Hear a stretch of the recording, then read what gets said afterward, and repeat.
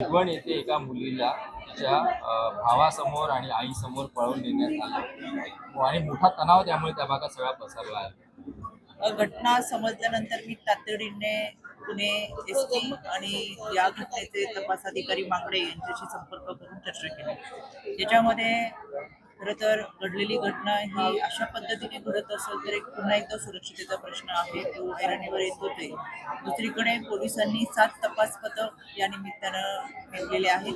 त्याच्यामध्ये जवळजवळ 185 किलोमीटरपर्यंतचे त्या भागापासूनचे हे CCTV आणि त्याचे फुटेज तपासलेले आहे. पण 185 किलोमीटरपर्यंत तिला घेऊन जाताना तर त्या तपासामध्ये दिसतं पुढचं ट्रेस अजून सुरू होत नाहीये.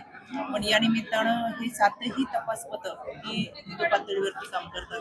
निश्चितपणाने पोलिसांना सूचना दिलेल्या आहेत तातडीने याचा सगळा तपास करावा आणि त्या पद्धतीचे पोलीस तपास पथक ते देखील वाढवण्यात यावे जेणेकरून लवकर आपल्याला याचा तपास करता येईल. तर या प्रकरणामध्ये आपण पाहिलं तर राजकारण देखील मोठ्या प्रमाणात सुरू झालं. हिंदुत्ववादी संघटना मोठ्या आक्रमक झाले.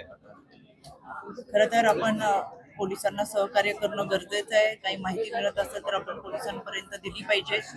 या परिस्थितीमध्ये तपास होणं आणि त्या मुलीचा शोध लागणं फार गरजेचं आहे. या अनुषंगाने पुढच्या काही घटना याच्यामध्ये ही घटना कशी घडली, कोणी कोणी सहकार्य करत आहे किंवा काय स्वरूप आहे हे आपल्याला तपासामध्ये समजेल.